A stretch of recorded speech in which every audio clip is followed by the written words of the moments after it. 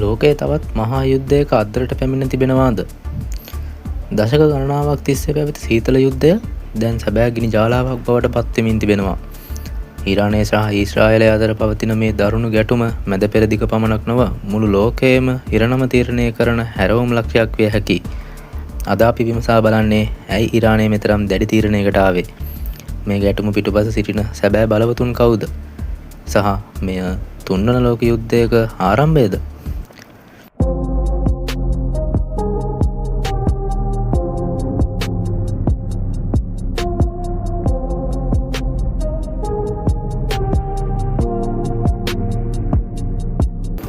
ඊරානය හා ඊශ්‍රායලය අතර ගැටුම අද ඒ ආරම්භ වූවක් නෙවෙයි.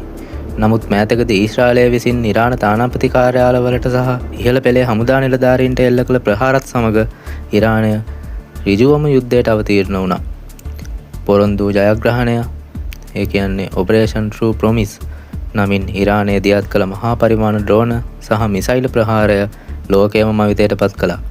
මෙය හුදෙක් ප්‍රහාරයක් පමණක් නෙවෙයි. තමන් සති යුද ශක්තිය ලොවටම පෙන්වූ අවස්ථාවක්. ඊරානය කියන්නේ සාමාන්‍ය රටක් නෙමෙයි. ඔවුන් සතුව ලෝකයේ විශාලම මිසයිල් එකතුවක් තියෙනවා. විශේෂයෙන්ම ඔවුන්ගේ ෂාහෙඩ් ඩ්‍රෝන යාන ලාභදායී වුවත් ඕනෑම ගුවන් ආරක්ෂක පද්ධතියක් අභිබවා යාමට සමත්. ඒ වගේම ඊරානය වටා සිටින හිස්බුල්ලා සහ හූති වැනි කණ්ඩායම් හරහා ඔවුන්ට අවශ්‍ය ඕනෑම මොහොතක කලාපය මඩපණය කිරීමේ හැකියාව තියෙනවා. මේ යුද්ධය නිසා අපට මොකද වෙන්නේ? මැද පෙරදිග කියන්නේ ලෝකයේ තෙල් නහරය.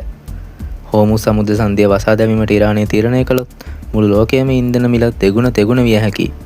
ඇමරිකාව හා ඊශ්‍රායලය සහාය දෙන විට රුසියාව සහ චීනය ඊරානය සමග සිටගන්නේ ගෝලීය දේශපාලනය කඳවුරු දෙකකට බෙදා වෙන් කරමින්. මෙය ආර්ථික අවපාතයකට මෙන්ම සාගින්නට මඟ පාදන භයානක තත්ත්වයක්. යුද්ධයකින් කිසිවෙකු ජයගන්නේ නැහැ.